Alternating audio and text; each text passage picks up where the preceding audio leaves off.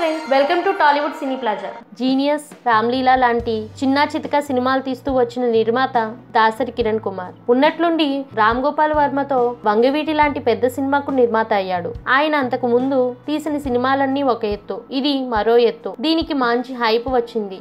ఆయన పేరు మార్మోగిపోయింది. దాసరి కిరణ్ కుమార్ కాకుండా ఇంకే నిర్మాత అయినా ఈ సినిమా ఇంత బాగా వచ్చేది కాదని, సినిమా పూర్తయ్యేది కాదని అతన్ని వర్మే ఆకాశానికి ఎత్తేశాడు. అయితే విడుదలకు ముందు తన సినిమా గురించి జరిగిన చర్చను చూసి చాలా ఉత్సాహంగా కనిపించిన దాసరి కిరణ్ కుమార్ వంగవీటి రిలీజ్ తర్వాత కనిపించకుండా పోవడం ఆశ్చర్యం కలిగిస్తుంది. వంగవీటి సినిమా చూసి రంగా అభిమానులు కాపు సామాజిక వర్గం రగిలిపోతున్నారు. తమ నేతను కావాలనే తగ్గించి చూపించారని మండిపడుతున్నారు. దాసరి కిరణ్ కుమార్ స్వయంగా కాపు నేత అయి ఉండి ఇలాంటి సినిమా తీస్తుంటే ఏం చేస్తున్నాడంటూ అతడి మీద కూడా కారాలు మిరియాలు నూరుతున్నారు. ఈ సినిమా విషయంలో వందలాది కాల్స్ వస్తుండటం, అందరూ తను నిలదీస్తుండటంతో కిరణ్ కుమార్ ఆందోళన చెందుతున్నట్లు సమాచారం. ఫోన్ స్విచ్ ఆఫ్ చేసి ఎవరికీ దొరకకుండా ఆయన అజ్ఞాతంలోకి వెళ్లిపోయాడట. పరిస్థితులు సద్దుమణిగాక బయటికి వచ్చి తన వివరణ ఇవ్వాలని భావిస్తున్నట్లు టాలీవుడ్ సమాచారం. మొత్తానికి వర్మతో సినిమా తీసినందుకు దాసరికి ఆర్థికంగా ఎలాంటి ప్రయోజనం చేకూరిందో కానీ